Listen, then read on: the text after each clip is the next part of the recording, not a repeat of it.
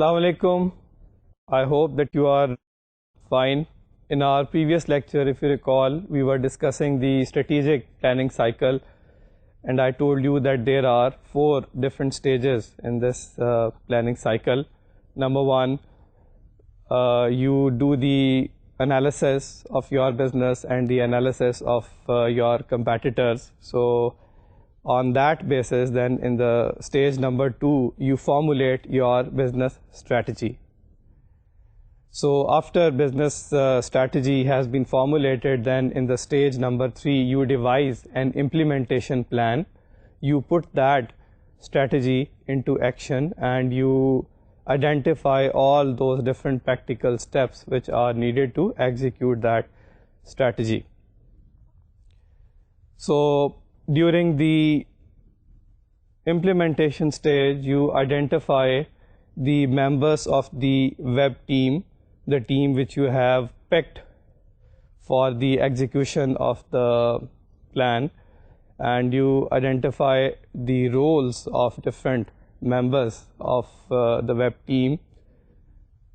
Then you can also avail the option of outsourcing your implementation plan. So where you lack the requisite infrastructure for putting your strategy into action, then you may always consider certain other companies, businesses or firms who can aid, who can help you in implementing your strategy. Then you outsource your implementation plan to any such business. Then in the 4th stage, I mentioned that we reassess our strategy. So in light of our results that we achieve due to the implementation plan, we learn that what are the mistakes that we have done, what is wrong as regards our strategy, and then in light of all that analysis, we can do certain corrective measures, right? We can identify our mistakes, and based on that, we can do our future planning. So it is probable that you may find out that, well, there is something wrong with the design of your website. So that is one factor which has discouraged the visitors to visit your website for that matter. So then you focus on the improvement of your web design. Similarly, you may also identify that the team that you had chosen to implement your plan, that team lacked the requisite training. Then obviously your focus shifts more on the training of any such team. Likewise, there can be something wrong with your marketing plan overall. So you assess all that situation, and then based upon your analysis, you take certain corrective steps. In this regard, I told you that you try to conduct different surveys and you collect information from people having variety of different background, and then you use that information which you have collected to find out what has gone wrong. So it is quite possible that in the end, in the strategy reassessment stage, you find out that the entire strategy which you had earlier pursued, that was wrong. You then totally forgo that strategy, and then you come up with a new set of strategies, right? So you may identify an entirely different strategy or a set of strategies which is in line with the vision mission of your business. So these are the 4 stages, 4 steps broadly speaking, which are to be implemented, which are to be taken, and in this way a company or a business takes decisions, it takes the corrective steps. Okay, then in our previous lecture we were also discussing the various issues which are related to the international nature of electronic commerce, right? So I told you that first of all, there is the issue of trust or lack of credibility, right? And I told you that it is very difficult for online businesses to establish the true type of trust or credibility, because the nature of the business is such that it would be very difficult for the customers to identify the company, the business which is behind a website. So maximum endeavor is made by the online business to establish a level of trust which ensures that the customers know that, well, this is the company, this is the business which is behind this website and it is trustworthy. So the customers would become your loyal customers, or the visitors would be converted into customers only if they have that greater level of trust or credibility as regards your online business. Okay.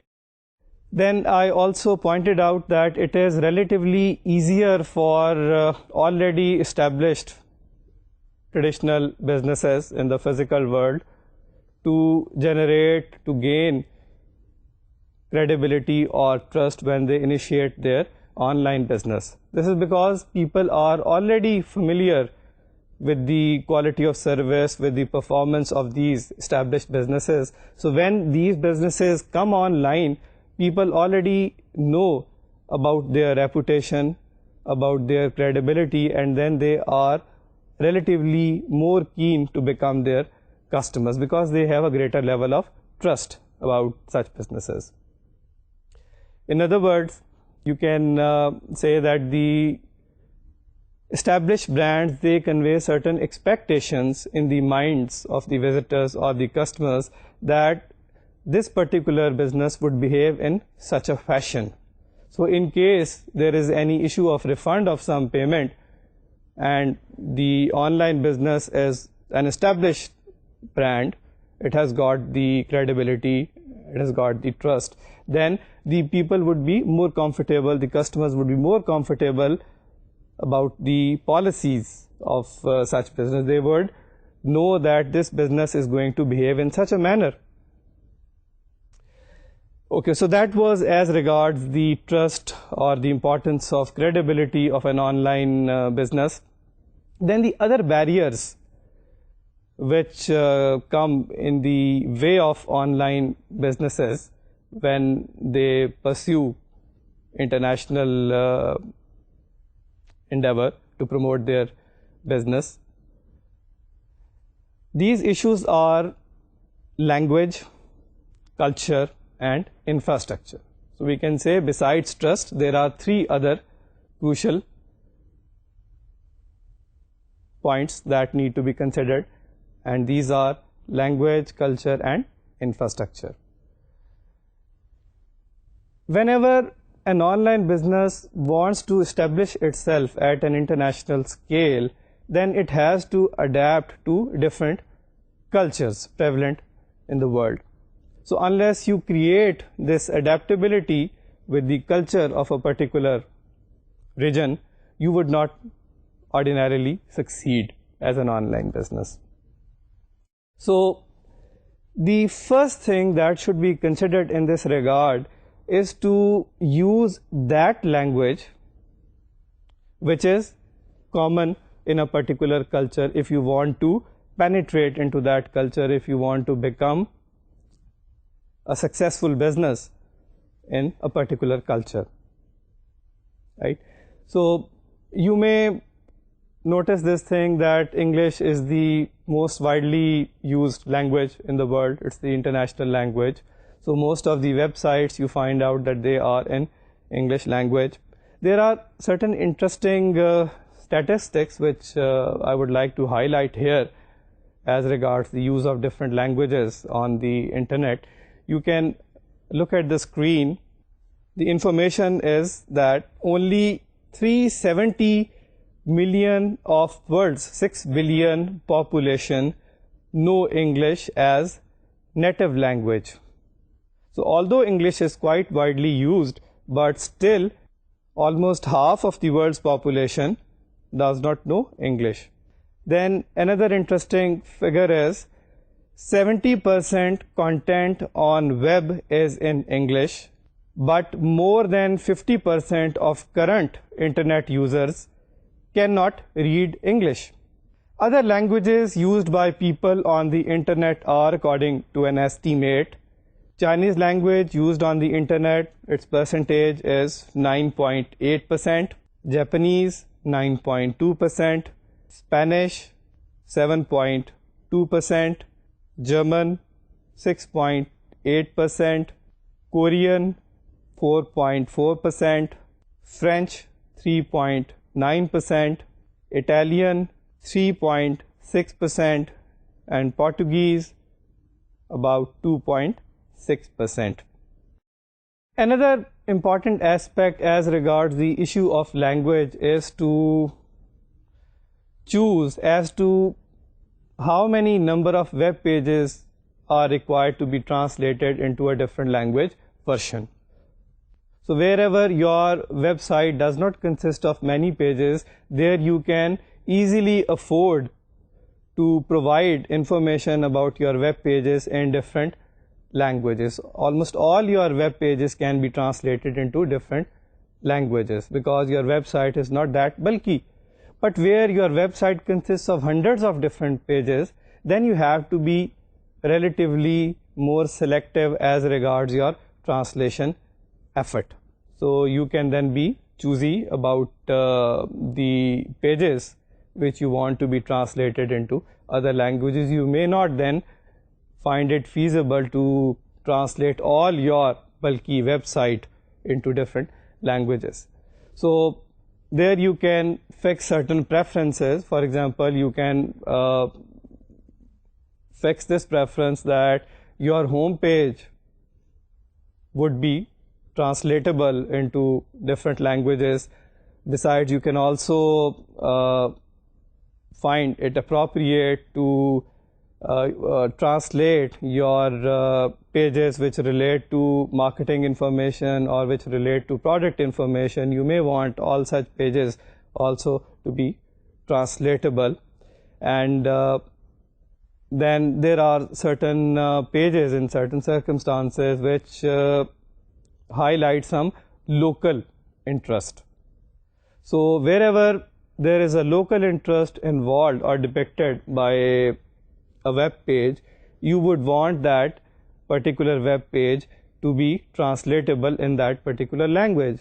For example, where you have advertised a job on a web page and that job pertains to a factory, a plant which is located in Paris, then it would be highly desirable that you make this option that that particular job advertisement is translatable into French language, so that French people, they can read that job advertisement and they can then apply for that. Then there are two main approaches which may be pursued or which may be followed for the translation point of view. One is that when your HTTP request for a web page is communicated to the web server, then it can be so arranged that the default setting of a particular language, the information about the default language which has been set by the browser, that information is conveyed along with the request to the web server. And once the web server in this way notices the default language, then the web server can redirect the user to those set of pages which are in that particular language. So this is one approach where you use the HTTP request mechanism for redirecting the user to the web pages which are in his desired language. The second option is that you may put some hyperlinks on a particular web page, and there are certain clickable links which are in different language versions, and then the users can select any such link. They can click on any such link to open the web page into that particular language. Here it should be taken into consideration that if you are creating a link to point out to the user that this information is also available in this particular language version, then the information contained in that link should be in that particular language. Otherwise, the user would not be able to make any sense, right?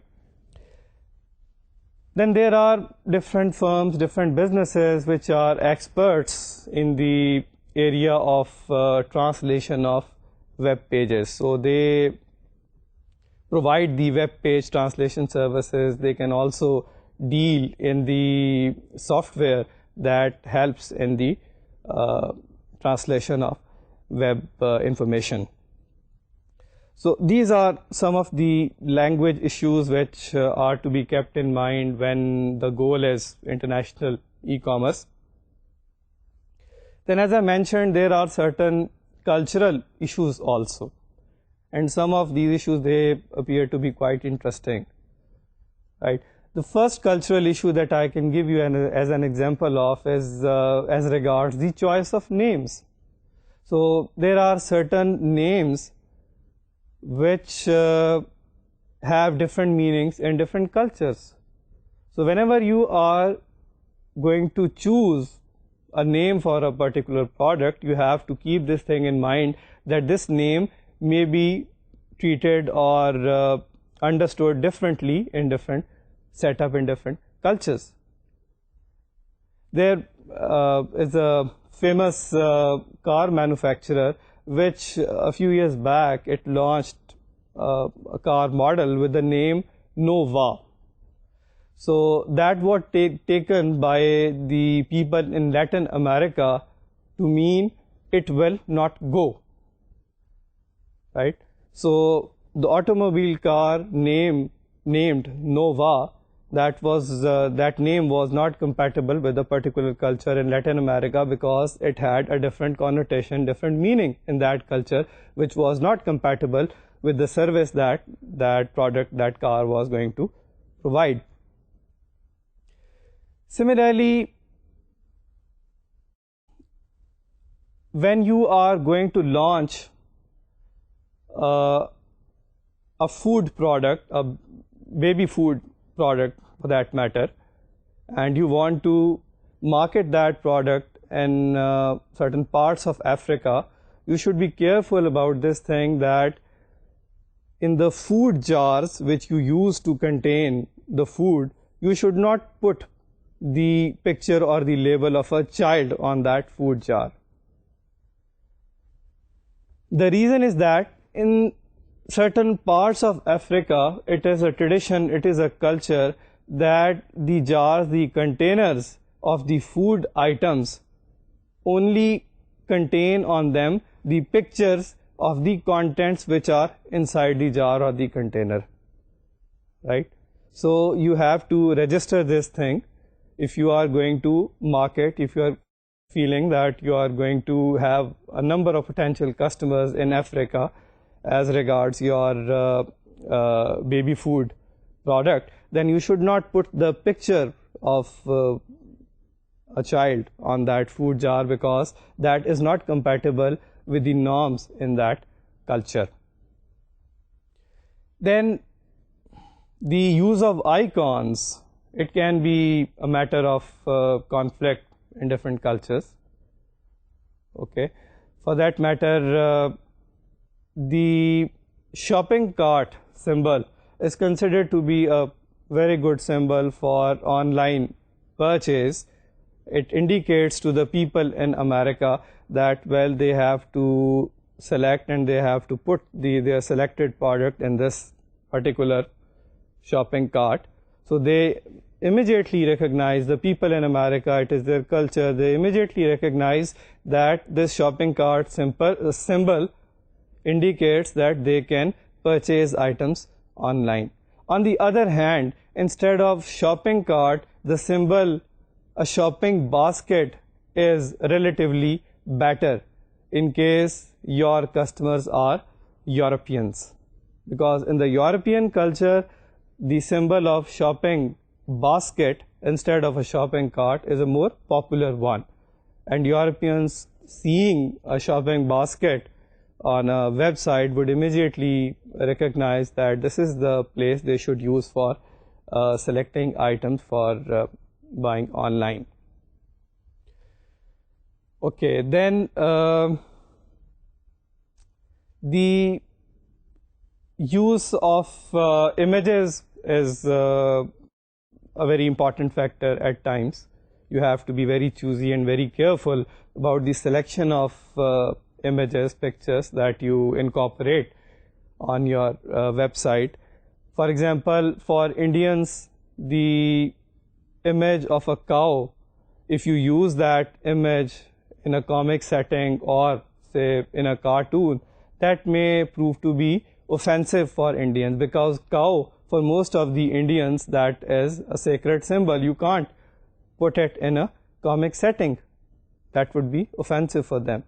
Similarly, if you use certain pictures or images of human beings which violate the Islamic concept of parda, then again that is going to be offensive, unpleasant for most of the Muslims in the world.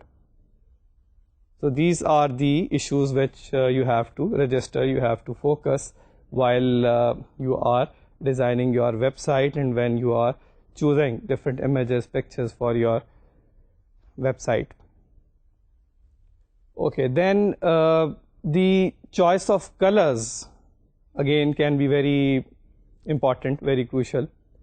For example, white color is a symbol of purity and serenity in America and in Europe, right?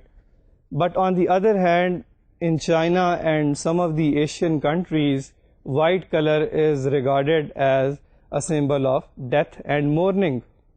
So there is a contrast. In different parts of the world, a color is depicting a different message, and in a different other part, it is showing a different message altogether.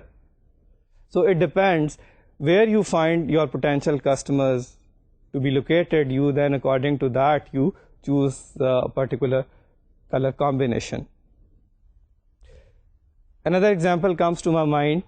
If you divide your web page into 4 different sections, then you should be mindful of this fact that a Japanese would find it offensive, because the number 4 is considered to be a symbol of death in the Japanese culture.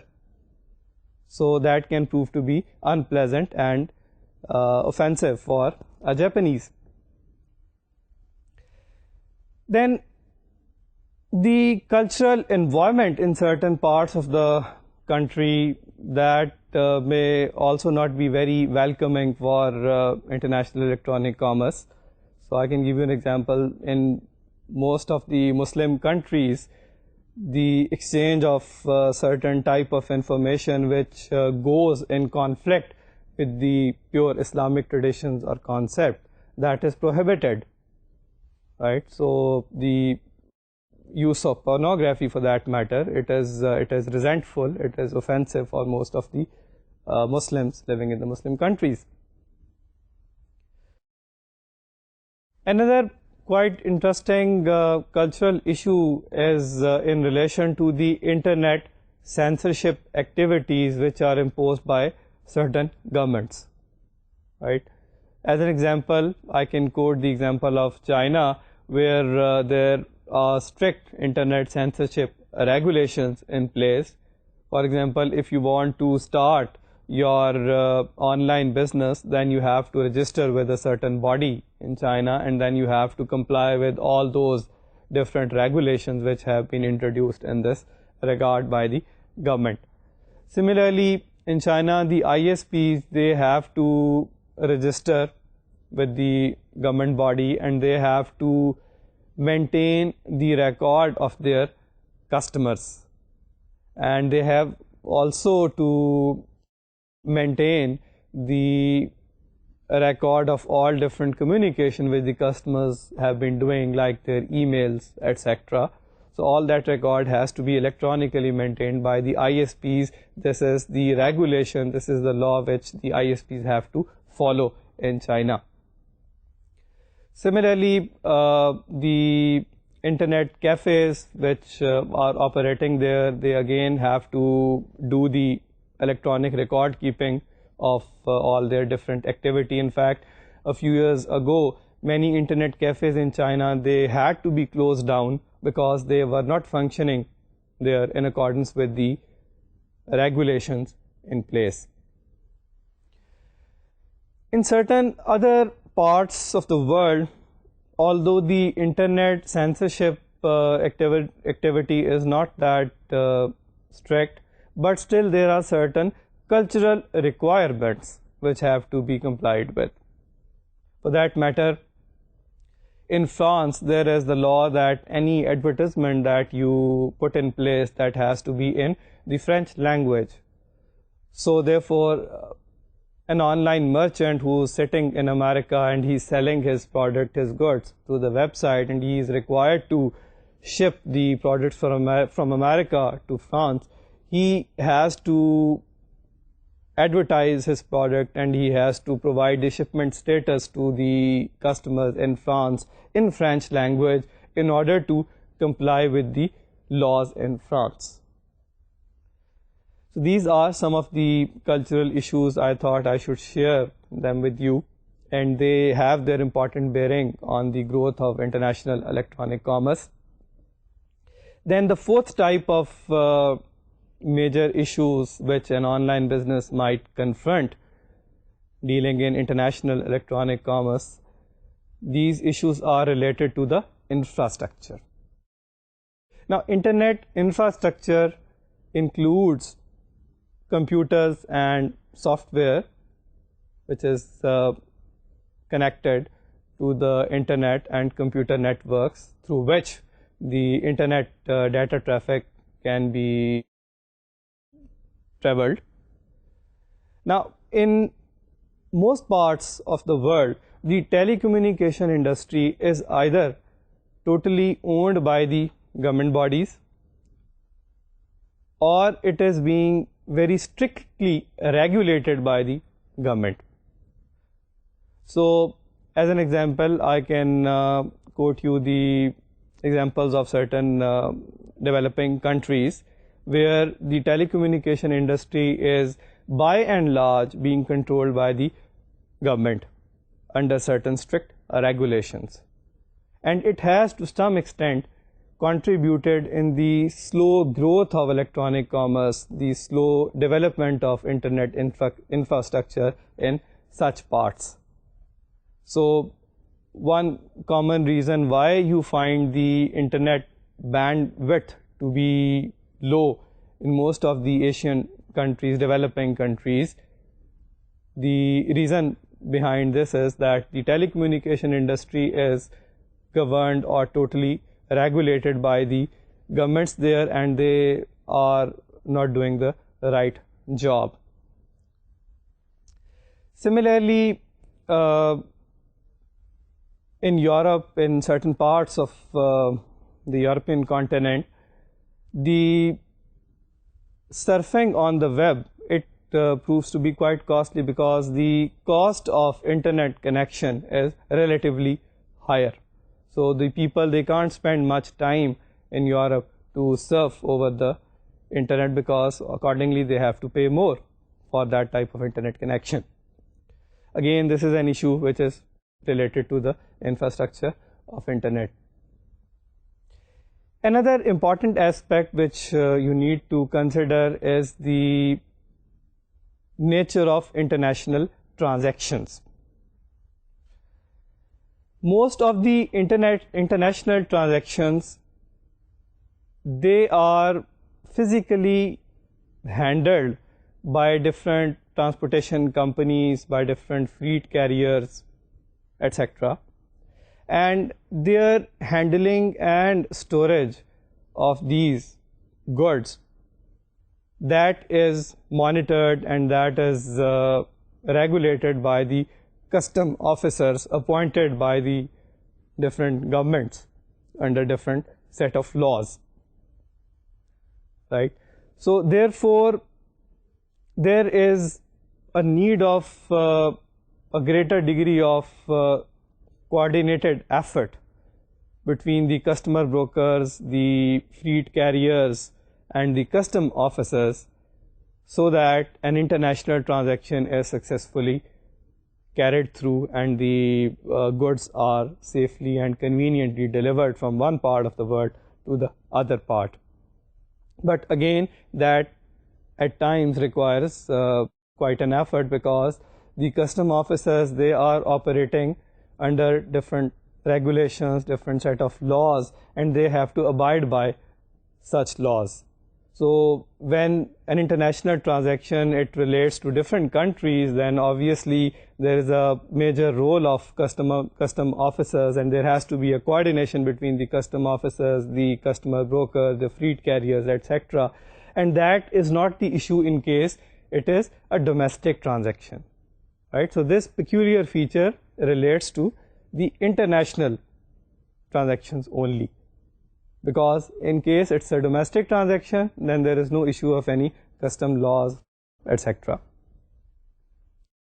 Okay, this is one of the primary reasons, let me say, which has discouraged most of the online businesses. The lack of infrastructure, in fact, according to an estimate, has been one major factor why the online businesses worldwide have turned down the acceptance of orders from different customers. In fact, according to an estimate, every year half of the online businesses, they turn down the orders, they refuse to accept any orders from the customers because of the fact that they feel that they lack the infrastructure which is required for carrying through that particular transaction. So dear students, these were the four major type of issues that I wanted to talk about. That is the issue of lack of trust, then the issue of language, the issue of culture, and then the infrastructure issue. So I hope that by and large you are able to make a concept, and you have registered the critical areas which need to be understood and identified. Then let's move on to our next major topic, which I would like to deal at length with you, and that is the legal issues pertaining to electronic commerce.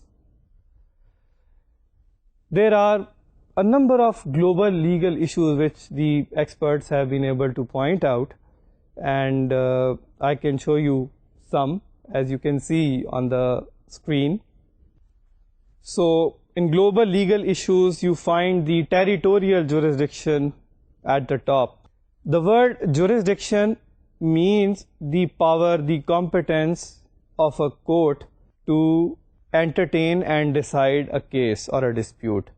And the words territorial jurisdiction would mean the competence or the capacity or the power of a court to decide a case on the basis of a territory or on the basis of a particular area.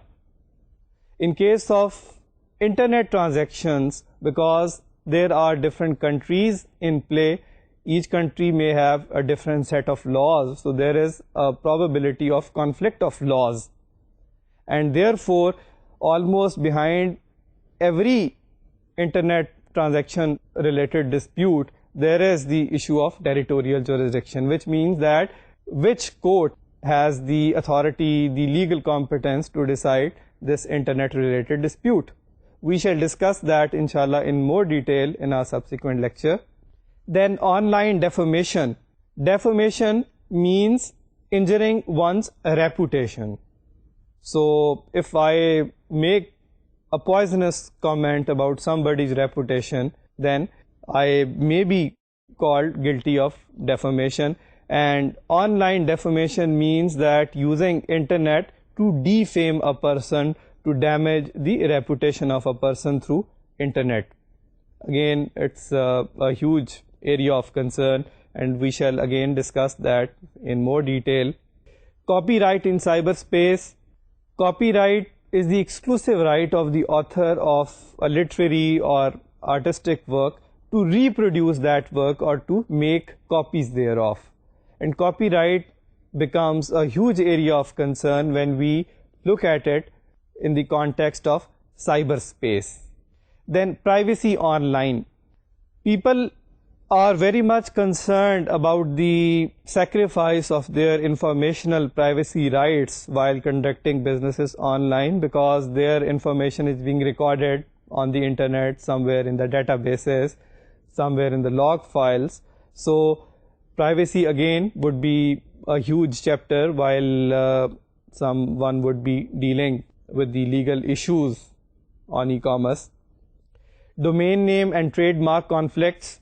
Trademarks are those names, those symbols which associate a particular product with the manufacturer of that product or that goods. And I would highlight this thing to you. I'll discuss with you where are the conflicting areas between the trademarks and the domain names. Again, that is a huge problem on the internet. Then cyber crimes. Before the advent of electronic commerce, before the use of internet, the nature of crimes was different, and now using internet, there are different crimes which can very easily be committed, and the people, the criminals, they can expect to remain anonymous because they believe that sitting on the internet they would not be identified. So this problem, the cyber crimes, it has to be properly understood, and I'll discuss that relatively more in detail later. Issues of taxation.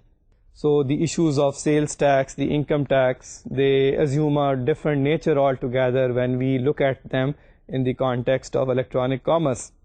Then e-commerce, online contracts and digital signatures.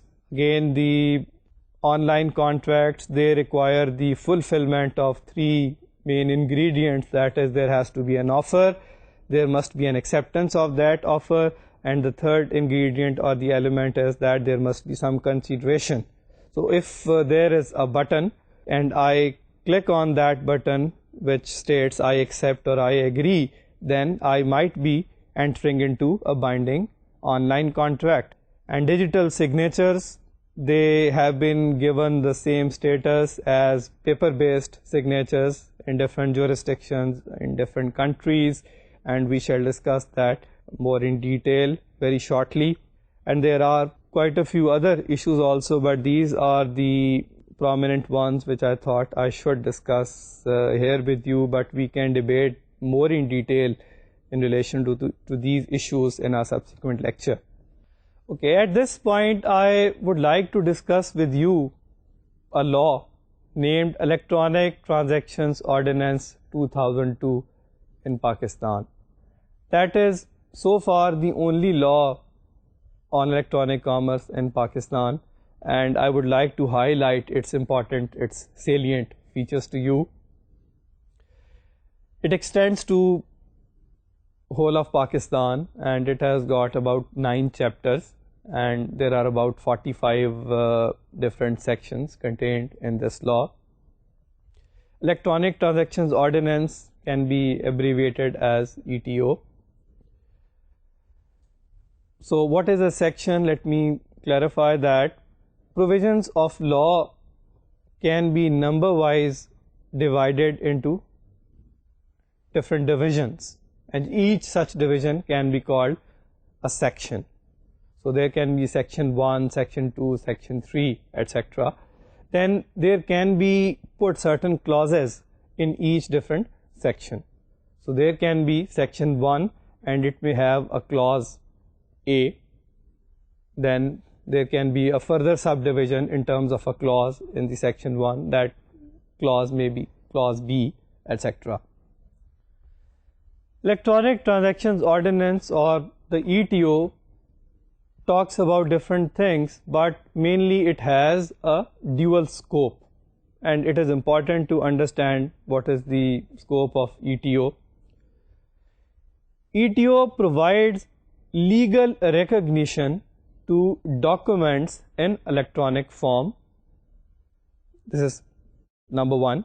And number two, its scope is that it also provides legal recognition to electronic or digital signatures. I repeat, ETO provides legal recognition to documents in electronic form. Also, it provides legal recognition to electronic or digital signatures. So that is the main purpose why ETO was enacted.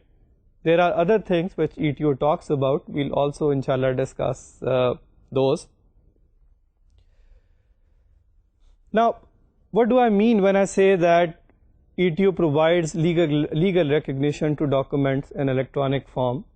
When I say that, I mean that in case there is a document in electronic form, that document would enjoy the same status as a paper document has in the eyes of law.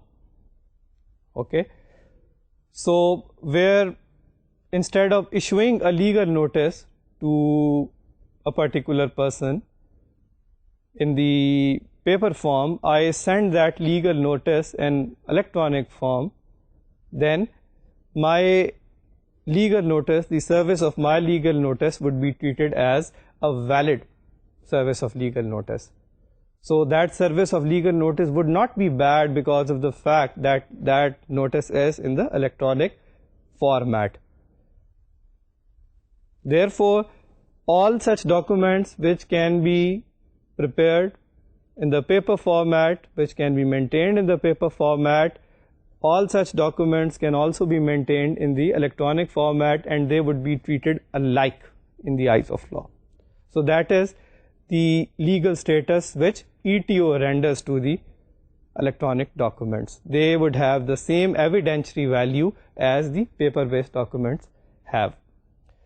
Secondly, the electronic signatures, they would have the same status as paper-based signatures. So wherever law requires that a document must be signed and that document is in the electronic format and I sign that document electronically, it would be considered that I have met the requirement of law. I have fulfilled the requirement of law.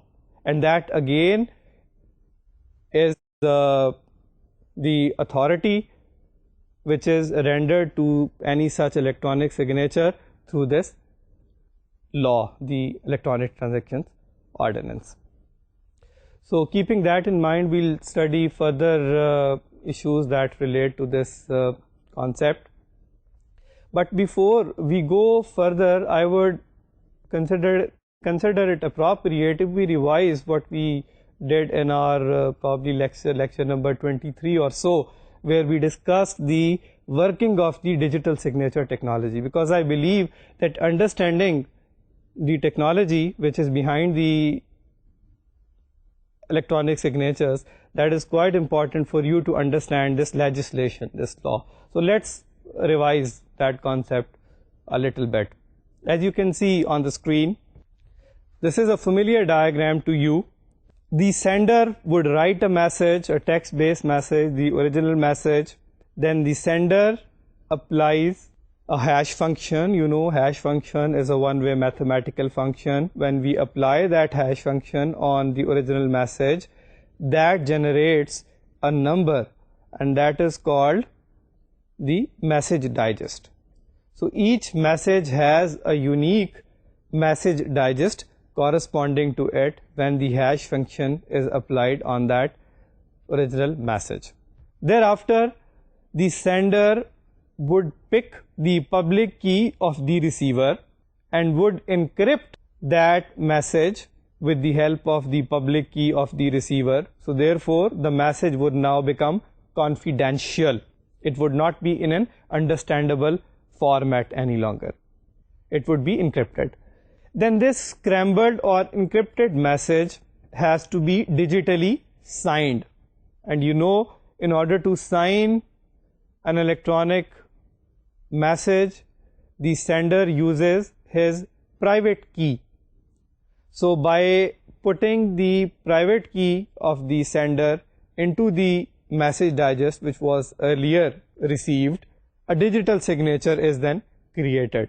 A digital signature is a combination of the message digest, which has been encrypted by the private key of the sender, and thus the scrambled message is now digitally signed.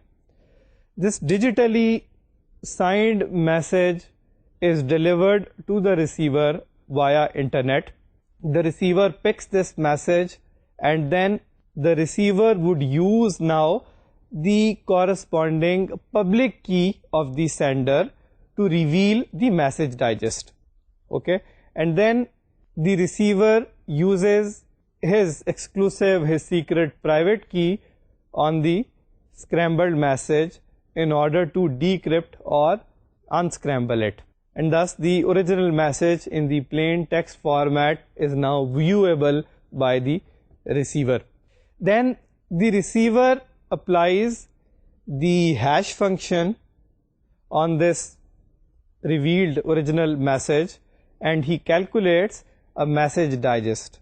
If this calculated message digest is the same as received by the receiver, which the receiver revealed by using the public key of the sender in the previous step, if these two message digests are the same, that proves that the message has not been altered during transmission. In other words, the integrity of the message is intact. So in order to check the integrity, you use this concept of hash functions and message digest, and you verify that the message has not been modified by the hacker during transmission.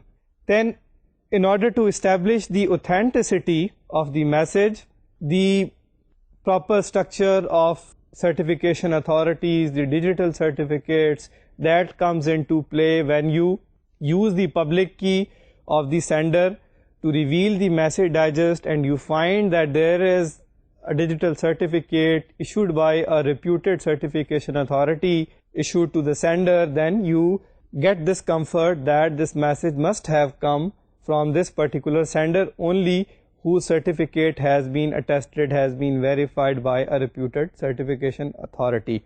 So thereby you establish the authenticity, you track the source from this message has come. So when the authenticity is there, the integrity is there, then the sender cannot repudiate that this message and this signature does not belong to him.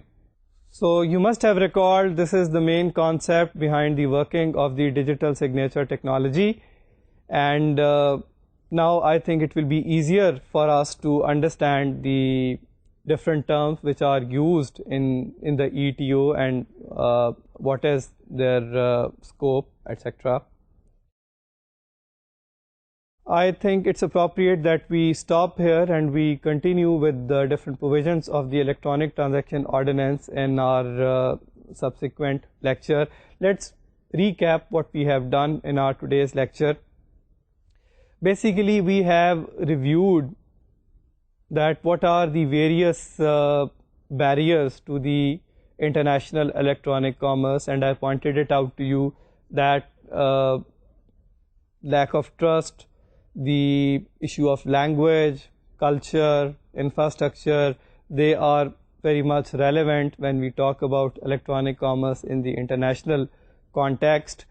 And I told you that English is by and large the most widely used language over the internet, but there are other languages also, and when we are dealing in different cultures, different countries, in relation to our online business, that it becomes very crucial, very critical for us to arrange a system whereby the users can pick and choose the language version which they are used to or which they are familiar with.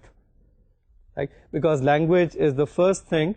If a user would not know the language of a particular web page, the message would not be received by that user. So there are softwares, there are services which can be availed in order to translate web pages into different languages, and we can avail such an option quite conveniently now. Then In relation to cultural issues, I talked about the use of names, the choice of colors, the choice of icons, and different cultural environments, cultural requirements in different cultures. I also pointed out to you that in certain countries there are internet censorship activities imposed by governments which are to be complied with, and that also at times creates an obstacle in the free growth of an online business. Then infrastructure related issues, I again pointed out to you that in certain developing countries for that matter, there is lack of infrastructure, and that is causing a big obstacle in the growth of electronic commerce. There is the issue of low bandwidth in most of the developing countries, and one main reason is that the telecommunication industry in such parts of the world is being very strictly regulated by the government. And I also mentioned that almost half of the orders received by international online businesses, such orders are being turned down by these businesses because of this problem of lack of infrastructure. So that was the main discussion. We have also touched the Electronic Transaction Ordinance, and I have just briefly given you an introduction of this law. In a subsequent lecture we shall be discussing that in more detail, and I have talked about its scope. Mainly it provides legal recognition to documents in electronic form, as well as it provides legal recognition to the electronic signatures. And I have just shown you how the digital signature technology works, just to give you a reminder, just to have a feel how this technology functions. It will be easier for us then subsequently to understand different terms used in the ETO. So let's sign off here, and we'll start our discussion on ETO in our subsequent lecture. Allah Hafiz.